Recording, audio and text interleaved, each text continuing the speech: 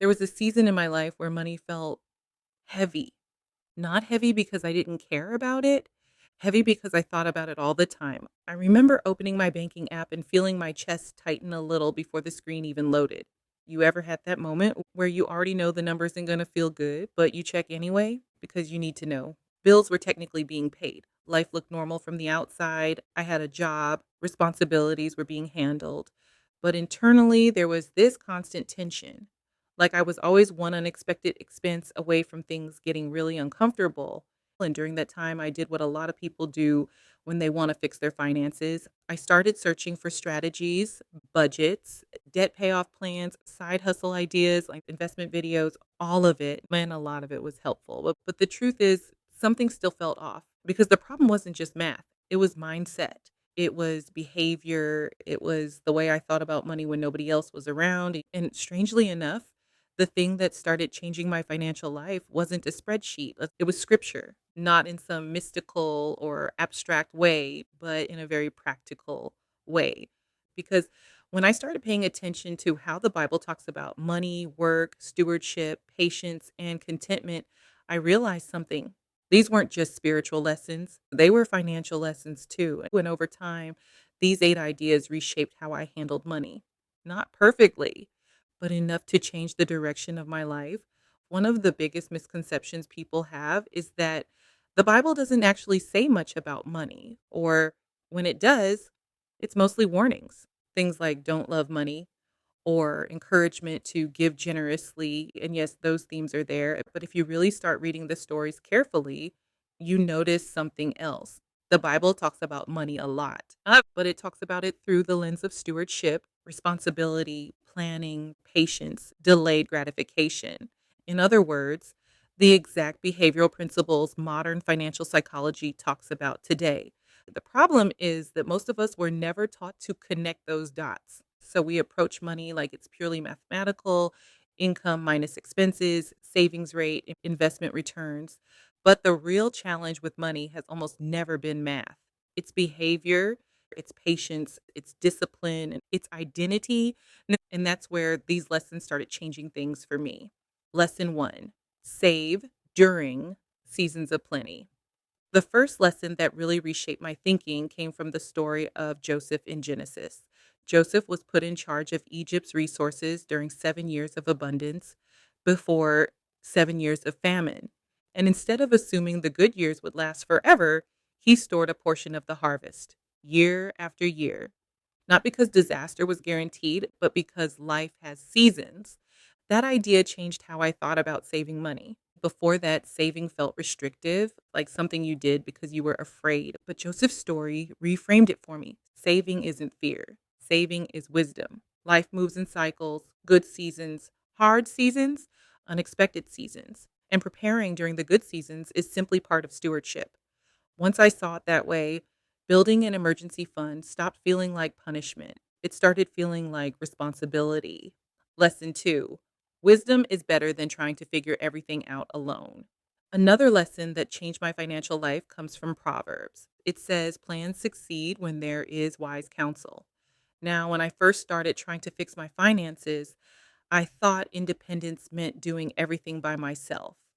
No help and no guidance, just figuring it out.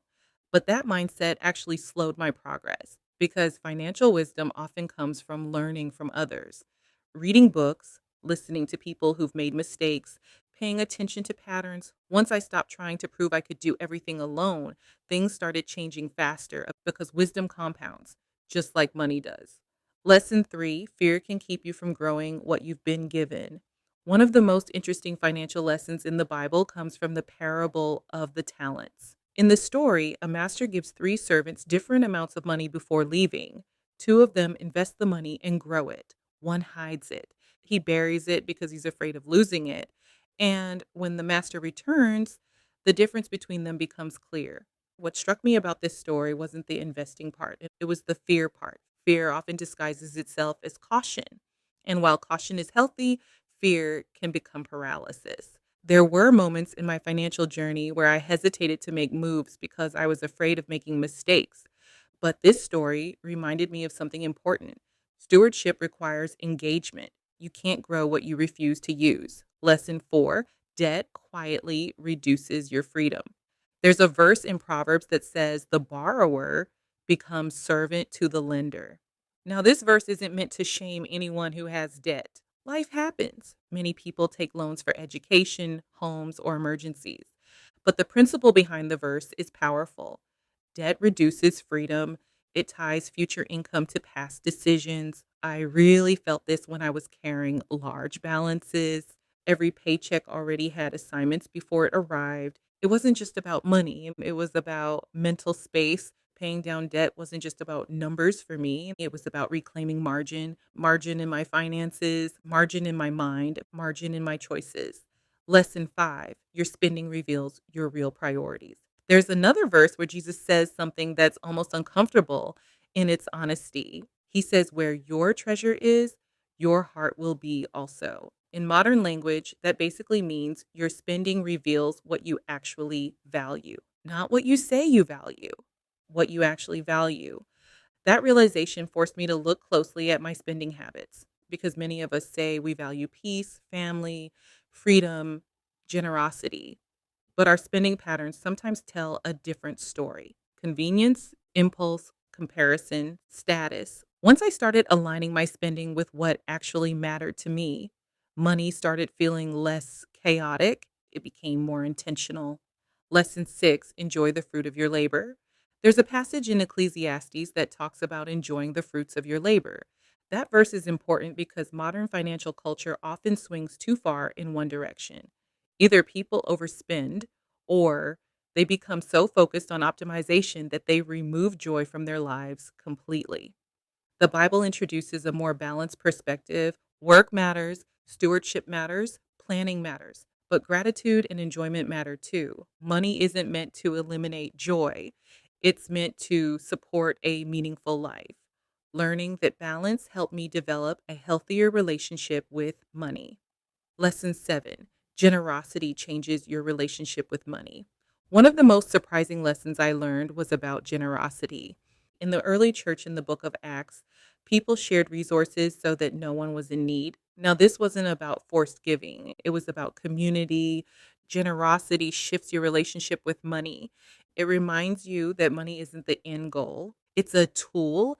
And when you start using money to help others, it breaks the cycle of fear and scarcity that money often creates.